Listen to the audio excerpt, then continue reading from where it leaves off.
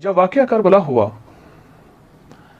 साथ का एक शख्स था जो दूर खड़ा, गमज़दा ज़िंदगी के साथ, गमज़दा हालत के साथ, बेबस, गरीब, फ़कीर, गुमनाम सा इंसान, और ये वाक़या देख रहा था। वो सुबह से शाम तक इसको देखता रहा, गमज़दा हुआ। उसके दिल में चाहत थी, उसके दिल में दर्द था, उसके दिल में एहसास था कि मैं कोई मदद कर सकूं। आले रसूल की निस्बत उनकी साथ मोहब्बत रखता था, लेकिन मदद ना कर पाया। पर उसके अंदर एक दर्द था, एहसास था, उसके अंदर एक गम था कि मेरी आंखों के सामने ये सब कुछ हो रहा।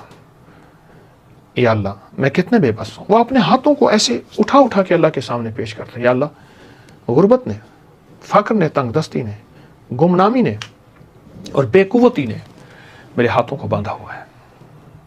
या अल्लाह, मेरे हाथों को ताकत दे दे, मेरे हाथों में तलवार दे दे, नेज़ा दे दे, तीर दे दे, कोई ऐसी ताकत दे दे कि मैं दुश्मन का मुकाबला करूं और आले रसूल का साथी बन जाऊं, और हत्ता कि यहां तक कि मैं शहीद हो जाऊं और गुमनाम लोगों में मेरा नाम लिखा जाए। मुझे कोई जाने तक ना, पर मुझे आप अल्लाह तौफीक दे दे। बस ये उसका जज्बा था। वो रो रहा था, वो बिलख रहा था। कभी बैठ जाता, फिर कभी खड़ा हो जाता, फिर कहीं ऊंची जगह चला जाता और ऊंची जगह से जाके वो सारा कुछ देखता।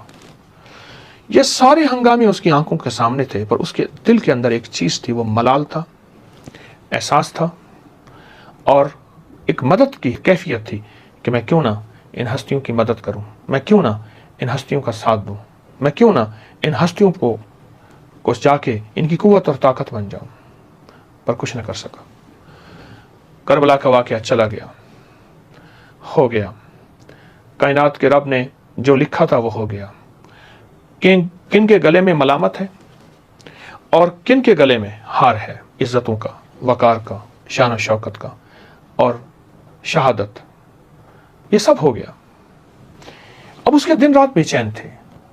अपने घर को चला गया। एक गुमनाम इंसान था, अपने घर को चला गया, पर उसके अंदर बेचैनी बहुत थी, बेकली और बेकरारी बहुत थी। सारी जिंदगी इसी कर्ब में, इसी परेशानी में मुब्तला रहा। जब इस दुनिया से रुखसत हो गया, उसकी बीवी ने एक ख्वाब देखा और ख्वाब में देखा कि अल्लाह पाक ने उसे बहुत ऊंचे मकामात, दर्जे, जन्नत के आला पोशाकें, खाने, चीजें उसको अता की। पूछा कि आपकी कोई इतनी बड़ी नेकी तो हमारे सामने नहीं, पर यह नेकी कैसे है और आपको इतना बड़ा वकार, इतनी नेकी कैसे मिली है? तो बड़ा अजीब जवाब दिया, और जवाब यह दिया कि वो जो मेरे दिल के अंदर मजलूम के साथ देने का दर्द था, मजलूम के साथ, आका हजरत इमाम हुसैन मजलूम थे, उनके और उनका काफिला सारा मजलूम के साथ देने का दर्द था, उसी ने अल्लाह की बारगाह में मुझे सुरखरू कराया है। और वो जो मेरा एहसास और गम था, उसी ने अल्लाह की बारगाह में मुझे इज्जत और वकार और शान और शौकत दिलाई है। बस अल्लाह को ये मेरी अदा पसंद है, और अल्लाह ने मेरी उस खूबी को पसंद किया कि तेरे अंदर ये एहसास, ये गम, ये फिक्र, और इस एहसास और गम को हमने पसंद किया। तू मदद ना कर सका, तू कुछ कर ना सका, पर तेरे अंदर एहसास तो था, गम तो था, रोना था, सिसकियां थी, आहें थी, और तेरे अंदर दर्द की कैफियत थी। इस चीज को अल्लाह ने इतना पसंद किया और अल्लाह की बारगाह में ये चीज इतनी मोतबर और मुअज़्ज़ज़ और मोहतरम हुई कि अल्लाह ने उसकी बख्शिश कर दी। उस शख्स ने एक अजीब बात कही, कहा कि फलां जगह जाओ, फलां कब्रिस्तान के साथ एक वीरान घर है, वहां जाके खोदो, तुम्हें एक मटका मिलेगा, वो दौलत है, वो सिर्फ और सिर्फ वो खजाना है जो अल्लाह ने मुझे इस गम पे अता किया है। और याद रखना, जिंदगी में उसने नसीहत की, हर मजलूम की हिमायत पे कुछ ना कर सको तो उसका दिल में गम जरूर हो, खुशी ना हो। आंख खुल गई, उसकी बीवी फौरन गई सुबह और वह खजाना निकाल के ले आई, और रातों रात जैसे कहते हो अमीर बन गए, मालदार बन गए। और उसके बाद उस घराने की एक सिफत बाकी सारी जिंदगी में जो गालिब रही सब पे, वो हमेशा मजलूम का साथ देते थे, चाहे हाथ से, चाहे जज्बों से, चाहे लफ्जों से, चाहे कैफियत से, दुआओं से, درد سے، سوچوں سے، غم سے، رونے سے مظلوم کا ساتھ دیتے تھے۔ آج بھی یہی ہے، کہیں ظلم ہو رہا ہو، کہیں جبر ہو رہا ہو، کہیں آپ محسوس کر رہے ہوں کہ آپ بے بس ہیں، آپ صرف مظلوم کا ساتھ دیں۔ وہ مظلوم کوئی بھی ہے، حتیٰ کہ غیر مسلم بھی ہے، مظلوم اللہ کے ہاں غیر مسلم بھی ہے نا، تو اس کا ساتھ دیں۔ وہ ساتھ جس طرح آپ دے سکتے ہیں، اللہ اس ساتھ پہ یعنی دنیا بھی دیتا ہے، آخرت بھی دیتا ہے۔ آخرت یہ ہے اللہ نے اس کی بخشش کر دی، اور دنیا یہ ہے کہ اللہ نے اس کو اپنے خزانوں میں سے خزانہ عطا کیا اور طیب طاہر مال عطا کیا، اور اس کو اللہ پاک نے خوشحالی، رزق اور وسعت عطا فرمائی۔ مظلوم کا ساتھ دے، دکھیارے کا ساتھ دے۔ وہ مظلوم بیمار ہے، دکھیارا، وہ غم زدہ ہے، وہ کسی تکلیف میں ہے، وہ مقروض ہے، اس دکھیارے کا ساتھ دیں۔ آپ کچھ نہیں کر سکتے، اس کا احساس، اس کے لیے دعا، اس کے لیے اللہ سے مانگنا، اس کے لیے ایک درد، اس کے لیے ایک کیفیت، اس کے لیے ایک سوچ اور سوز، اللہ سے یہ منوائیں اور اللہ سے عرض کریں۔ انشاءاللہ آپ ظالم کے ساتھی نہیں ہوں گے، مظلوم کے ساتھی ہوں گے، آپ کسی بیمار، تکلیف، مقروض کے ساتھی ہوں گے، اس کے ہمدرد ہوں گے، اور اللہ کی ہاں آپ کی یادات تولی جائے گی، اور اس تول پہ اللہ آپ کو دنیا آخرت کی برکتیں اور خیریت عطا فرمائے گی۔ اس تول پہ اللہ پاک آپ کو دنیا آخرت کی خیریت اور برکتیں عطا فرمائے گے۔ انشاءاللہ یہ جذبہ اپنے اندر لے کے چلیں گے، اور اس جذبے سے دنیا بھی ملے گی، آخرت بھی ملے گی۔ ضرور کیجئے گا، میں بھی کوشش کروں گا۔ یہ کاغذ کا چھوٹا سا ٹکڑا آپ کو مالا مال کر دے گا، پر وہ کیسے؟ کیا آپ ساری زندگی غربت، تنگ دستی، مفلسی میں زندگی گزاریں گے؟ لیکن نہ، مجھ سے سونا بنانے کا آپ آج پورا نسخہ اور فارمولہ لے لیں۔ روحانی دنیا کے سونے بنانے کا ایک ایسا کچھ تھا اور ایک ایسا راز جو اب تک دلوں میں، سینوں میں رہا، آج میں اس کو افشاں کر رہا ہوں۔ اپنے گھر میں سونے کا دریا آپ بھی نکالیں، دیر کیسی؟ چند دنوں میں مالا مال ہونے کا راز۔ کیا آپ بھی ساری زندگی صرف خواب ہی دیکھتے رہیں گے؟ کیا آپ بھی ساری زندگی غربت، تنگ دستی میں گزاریں گے؟ کیا آپ اپنی نسلوں کو منگتا اور بھکاری چھوڑ کر جانا چاہتے ہیں؟ ہرگز نہیں۔ اس کا راستہ ہے، اس کی منزل ہے۔ وہ راز کیا ہے جس سے دولت، رزق، عزت، کائنات کے خزانے آپ نہیں بلکہ وہ آپ کو تلاش کریں؟ یہ وہ راز ہیں جس نے ہزاروں نہیں لاکھوں لوگوں کی زندگیاں بدل دی۔ یہ راز پانے کے لیے ہمیں 7ویں آسمان پر جانا پڑے گا۔ ایک چاندی سے بنا جہان ہے، ایک سونے سے بنا جہان ہے، ایک موتیوں سے بنا جہان ہے، جہاں کے پھل یاقوت، زمرد اور ہیروں سے بنے ہوئے ہیں۔ یہ کاغذ کا ایک خوبصورت ٹکڑا آپ کی تقدیریں بدل دے، اور سونے کے وہ راز آپ کے پاس آ جائیں جسے دنیا ڈھونڈتے ڈھونڈتے قبروں میں چلی گئی۔ انسان جنت سے آیا، اس کا مزاج جنتی ہے، خواہشات جنتی، چاہتے جنتی، اس لیے وہ جنت کے بارے میں ہمیشہ سوچتا ہے، اور یہ قیمتی پتھر اور خزانے جنت کا حصہ ہیں، اور انسان ان چیزوں، قیمتی پتھروں یعنی سونا، چاندی، یاقوت، زمرد، ہیرا، کوہنور، مرجان، زبرجد، ان کا پھر دیوانہ ہے۔ آخر کیوں نہ ہو؟ جنت ان خزانوں اور قیمتی پتھروں ہی سے تو بھری ہوئی ہے۔ میں آپ کو چند احادیث کا خلاصہ عرض کرتا ہوں، مفہوم توجہ فرمائیں۔ جنت کی ایک اینٹ سونے کی، چاندی کی، گارا خوشبودار، اس کی مٹی سرخ زعفران سے بنی ہوئی، اور جنت میں پڑی کنکریاں موتی اور یاقوت ہوں گے۔ جنت میں اڑنے والا ایک گھوڑا جو سرخ یاقوت سے بنا ہوا ہوگا۔ جنت میں نہر کوثر کے کنارے یاقوت اور موتیوں سے بنے ہیں، اور جنت میں یاقوت سے بنی حوریں ہوں گے۔ جنت کے محل سبز رنگ کے زمرد اور موتیوں سے بنے ہوئے ہیں، اور جنت الفردوس کی چھت اللہ کا عرش ہے جو یاقوت سے بنا ہوا ہے۔ جنت سے 2 یاقوت ہماری دنیا میں بھیجے گئے، لیکن اللہ نے ان کی خوبصورتی کو کم کر دیا، ورنہ تو ان کی روشنی سے مشرق و مغرب دونوں روشن ہو جاتے ہیں۔ وہ دونوں یاقوت، قیمتی پتھر، ایک حجر اسود اور ایک مقام ابراہیم ہے۔ انسان جنت کا باسی ہے، اس لیے ہمیشہ ان چیزوں کی تلاش میں رہتا ہے۔ آپ تاریخ اٹھا کے دیکھیں، ان قیمتی پتھروں کے پیچھے کتنی جنگیں ہوئیں، قتل و غارت ہوئی، شہر برباد ہوئے، ملک برباد ہوئے، بچے یتیم ہوئے، عورتیں بیوہ ہوئیں، کھوپڑیوں کے مینار بنے ان خزانوں اور قیمتی پتھروں کے لیے۔ قیامت میں ایک ایسی جنگ کی پیشین گوئی میرے آقا نے فرمائی جس کا مفہوم ہے کہ قیامت کے قریب دریائے فرات سے ایک سونے کا پہاڑ نکلے گا، دنیا کی قومیں لڑیں گی، ہر 1000 میں 999 مارے جائیں گے، ایک بچے گا۔ آپ خود سوچیں، ان جواہرات اور قیمتی موتیوں کے لیے انسان کتنا دیوانہ۔ آخر دریائے فرات سے ہی کیوں سونے کا پہاڑ، اور کیسے نکلے گا؟ آج میں اس کا آپ کو راز بتاؤں گا۔ اگر آپ یہ بھی چاہتے ہیں کہ ان قیمتی جواہرات کے مالک بنے بغیر کسی جنگ، قتل و غارت کے، گھر بیٹھے ان قیمتی پتھروں کے مالک بن جائیں، آپ کی نسلوں میں زمرد، یاقوت، ہیرے، جواہرات موجود ہوں، اور آپ کے بچے اس کے تاج پہنیں اور کھیلیں، آئیں وہ راز بتا دوں، وہ دروازہ ہم مل جل کے کھول لیں جس سے گھر بیٹھے آپ مالا مال ہو جائیں، وہ قیمتی جواہرات آپ کے گھر آ جائیں۔ تو ایک روایت سناتا ہوں، مفہوم ہے، میرے آقا جب معراج پہ تشریف لے گئے تو چھٹے آسمان پر بیری کا ایک عظیم و شان درخت دیکھا جس کی جڑیں، چھٹے اور شاخیں 7ویں آسمان پر تھی۔ آقا نے فرمایا، جبریل نے مجھے بتایا سدرۃ المنتہا ہے، یعنی وہ درخت ہے، یہ مخلوق کے علم کی انتہا ہے، جو بھی نیچے سے آتا ہے یہیں سے وصول کرتا ہے۔ جو اوپر سے آتا ہے وہ یہیں سے وصول کرتا ہے۔ اس کے ارد گرد سونے کے پروانے اڑ رہے ہیں۔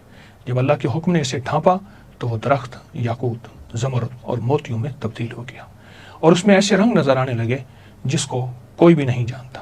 اس کے پھل ایسے ہیں جیسے مقام ہجر کے مٹکے، پتے ایسے ہیں جیسے ہاتھی کے کان، جڑ سے 4 نہریں نکلتی ہیں، 2 نہریں باطنی ہیں اور 2 زہری ہیں۔ آقا نے فرمایا، میں نے جبریل سے پوچھا ان نہروں کے بارے میں، تو جنت میں ہیں، اور زہری نہریں دنیا میں ہیں، وہ ایک دریائے نیل ہے اور ایک دریائے فرات ہے۔ یعنی 2 نہریں باطنی ہیں اور 2 نہریں دنیا میں ہیں، ایک نیل اور ایک فرات، دریائے نیل، دریائے فرات۔ میں دونوں دریاؤں پہ گیا ہوں۔ دریائے نیل سدرۃ المنتہا سے نکل کر ہماری دنیا میں آ رہا ہے، اس لیے آج تک اس دریا کی بنیاد کوئی تلاش نہ کر سکے گا، اور دریائے فرات بھی اس سدرۃ المنتہا سے نکل کر دنیا سے آیا ہے، اور قرب قیامت میں سونے کا پہاڑ نکلے گا۔ پچھلے کئی سو سالوں سے مہم جو ایڈونچر اور تجسس اور شوق کے قیمتی ماہرین، سائنسدان اس کی بنیادوں کو تلاش کرنے کی کوشش کر لے، کوئی بھی کامیاب نہیں ہو سکے گا۔ ہو کیسے سکتا ہے؟ اس کی بنیادیں ہیں ہی آسمانوں میں۔ دریائے نیل قدیم مصر کی تہذیب کے عروج اور دولت کا ایک بڑا ذریعہ تھا، اس لیے قدیم مصری لوگ اس دریا کو دیوتا مانتے تھے اور اس کی پوجا کرتے تھے۔ یہ افریقہ کا سب سے بڑا دریا ہے، یہ بہت بڑا پھیلا ہوا دریا، اس کی لمبائی تقریباً 65,000 کلومیٹر۔ یہ دریا سوڈان کے ایک دلدلی علاقے میں جس کا نام صد ہے گم ہو جاتا ہے، آج تک معلوم نہیں ہوا آخر نکل کہاں سے رہا ہے۔ نیل کے کنارے آس پاس کے علاقے قیمتی پتھروں کی کانوں سے مالا مال ہیں، ان پتھروں کی کانوں سے نکال کر دریائے نیل کے ذریعے شاہی کارخانوں تک پہنچایا جاتا ہے، اور یہ زیورات، تعویذات، مقدس اشیاء میں ڈھلتے اس قیمتی پتھروں میں جامنی پتھر، یاقوت، سرخ یاقوت، عقیق، سنگ یشم، زمرد، فیروزہ شامل ہیں۔ نیل ایک دریا نہیں بلکہ زندگی، خوشحالی اور پوشیدہ خزانوں کی علامت تھا اور ہے، جس نے قدیم مصر کی عظمت کی بنیاد رکھی۔ آپ کو دریا نیل کے بارے میں ایک انوکھی بات بتاتا ہوں جس سے اندازہ ہوگا اس میں کائنات کے کیا راز چھپے ہیں۔ اس واقعے کو امام ابو محمد عبداللہ بن محمد جعفر الاصبہانی نے اپنی کتاب العظمہ کی جلد نمبر 4 صفحہ نمبر 1421 پر بیان کیا ہے۔ عبداللہ بن صالح فرماتے ہیں، لیث بن سعد نے ایک عجیب واقعہ بیان کیا۔ حائد بن ابی سالون جو حضرت اسحاق علیہ السلام کی نسل سے تھے، مصر میں ظلم سے تنگ آ کر پناہ گزیر ہوئے۔ اس نے دریا نیل کی برکتیں، نعمتیں اور بہاؤ کو دیکھا، دل میں خیال آیا میں نیل کے کنارے کنارے اس کے اصل منبع یعنی اصل چشمے تک پہنچوں، چاہے مجھے اس کوشش میں موت ہی کیوں نہ آ جائے۔ وہ روانہ ہوئے۔ روایت 30 سال انسانوں کے درمیان اور 30 سال غیر آباد علاقوں اور جنات کی وادی میں سفر کرتے رہے۔ 30 سال انسانوں کے درمیان اور 30 سال غیر انسانوں کے درمیان، یعنی بیابان، جنگل، جنات کی وادیوں میں۔ ایک سب سمندر تک پہنچے جہاں نیل دریائے پھٹ کر نکل رہا تھا۔ وہ کنارے پر چڑھے، ایک سیب کے درخت کے نیچے ایک شخص نماز میں مشغول تھا۔ یہ شخص وہ تھا جو حضرت اسحاق علیہ السلام کی نسل سے تھا، اس کا نام عمران تھا۔ دونوں کا آپس میں تعارف ہوا تو عمران نے کہا، مجھے بھی یہی شوق دریائے نیل کا کہ نکل کہاں سے رہا ہے، یہاں تک کہ اللہ کی طرف سے مجھے الہام ہوا یہاں ٹھہر جاؤ، یہاں تک میرا اگلا حکم نہ آ جائے۔ پھر عمران نے نیل تک پہنچنے کا راستہ بتایا، شرط رکھی اگر میں مر جاؤں مجھے دفنا دینا، زندہ ہوں تو میرے پاس کچھ دن رہنا۔ عمران نے بتایا، راستے میں عجیب مخلوق ملے گی جو سورج کی دشمن ہے، وہ مخلوق تمہیں سمندر کے کنارے کنارے لے جائے گی، تم لوہے کی زمین دیکھو گے، پھر تانبے کی زمین پھرو گے، پھر چاندو کی زمین تمہارے قدموں کے نیچے آئے گی، اور آخر میں سونے کی سرزمین میں داخل ہو جاؤ گے۔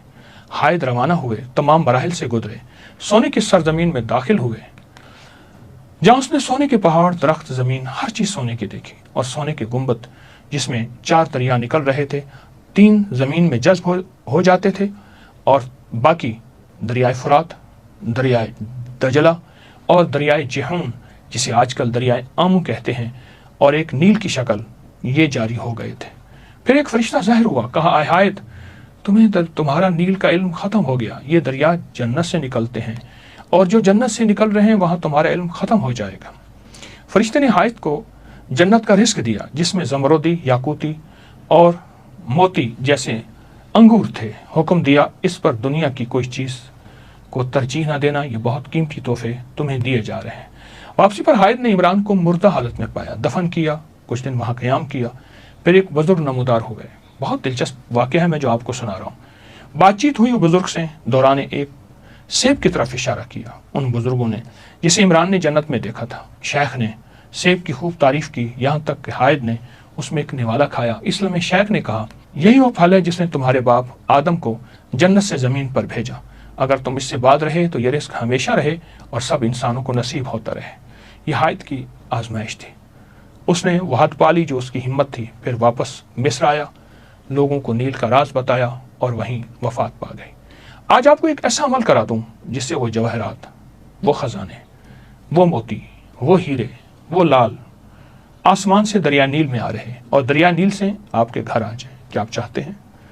یقیناً ضرور چاہتے ہیں۔ تو پھر ایک کام کریں، یہ جو تعویذ ہے نقش دریا نیل ہے جو ہمارے ابکری میگزین میں، یہ دیکھیں چھپا ہے، ابکری میگزین میں چھپا ہے دریا نیل، اور یہ نومبر 2023 میں چھپا تھا، نیٹ پہ موجود ہے۔ تعویذ ہے دریائے نیل کا۔ روزانہ کسی بھی وقت 11 مرتبہ سورۃ رحمان کی آیت فَبِأَيِّ آلَاءِ رَبِّكُمَا تُكَذِّبَانِ، تصور کریں کہ نیل سے روشنی، ایک تصور میں روشنی، جواہرات اور روحانی خزانے آپ کے گھر آ رہے ہیں۔ اس نقش کو سامنے رکھیں اور روزانہ کسی بھی وقت 11 مرتبہ سورۃ رحمان کی آیت، اور تصور کریں کہ نیل سے روشنی، جواہرات اور روحانی خزانے آپ کے گھر آ رہے ہیں، اور آیت پڑھیں گے فَبِأَيِّ آلَاءِ رَبِّكُمَا تُكَذِّبَانِ، اور اس کا ہدیہ حضرت عمر رضی اللہ تعالیٰ عنہ کی روح کو ہدیہ کریں، امیر المومنین حضرت عمر کی، جن کے وسیلے سے ہمیں یہ نقش ملا۔ آپ کو عمل کرنے سے کیا ملے گا؟ نمبر 1 رزق کی برکت، نمبر 2 کاروبار میں عروج اور ترقی، نمبر 3 نسلوں سے محتاجی ختم اور تنگ دستی ختم، نمبر 4 بے اولادوں کو اولاد، نمبر 5 نسلوں میں بیٹے ہی بیٹے، نمبر 6 آپ جہاں چاہیں وہاں عزت وقار شان و شوکت، نمبر 7 ذاتی گھر، بہترین گھر، بڑا گھر اور خوبصورت، نمبر 8 بڑے لوگ، حکام، افسران آپ کے خیرخواہ ہوں گے، اور نمبر 9 آپ اور آپ کی نسلیں صحت اور عافیت والی زندگی گزاریں گے، اور نمبر 10 آپ کو روحانیت میں عروج اور کمال حاصل ہوگا، اور نمبر 11 اللہ آپ کو اور آپ کی نسلوں کو دنیا کے قیمتی خزانے عطا کرے گا۔ آئیں مجھ سے ایک دفعہ اس کا طریقہ پھر سن لیں، ہم دہرا لیتے ہیں یہ عمل کیا ہے۔ یہ تعویذ نقش دریائے نیل، اس کو لکھیں گے، پرنٹ نہیں، ہاتھ سے لکھنا ہے، لکھ کے سامنے رکھیں گے، آپ لیمینیشن کرا لیں روزانہ کسی بھی وقت جب آپ فارغ ہوں، اور یہ عمل ہر حال میں کیا جا سکتا ہے، ہر حال میں کیا جا سکتا ہے۔ اس کو سامنے رکھ کے سورۃ رحمان کی آیت فَبِأَيِّ آلَاءِ رَبِّكُمَا تُكَذِّبَانِ، اس کو دیکھتے ہوئے سخت تصور میں، اور تصور یہ ہو کہ اس کی روشنی، اس کا نور مجھے مل رہا، میری نسلوں کو مل رہا۔ دوسرا تصور جواہرات اور روحانی خزانے جو اس کے اندر اور دریائے نیل میں موجود ہیں، عرشوں سے آ رہے ہیں، تو وہ یہ ساری چیزیں مجھے مل رہی، میری نسلوں کو مل رہی۔ پوری امت کا بھی تصور کرنا ہے، ہمارے دل میں ساری انسانیت و امت کی خیر خواہی ہو۔ یہ عمل اگر آپ نے زندگی میں شامل کر لیں، یقین جانیے چھوٹا سا عمل ہے، 11 دفعہ پڑھنا ہے، پر آپ کی زندگی کو مالا مال کر دے گا۔ نیل کے اندر جتنے بھی خزانے ہیں، دریائے نیل کے اندر جتنے بھی خزانے ہیں، وہ سارے خزانے آپ کے ہیں، آپ کو ملیں گے۔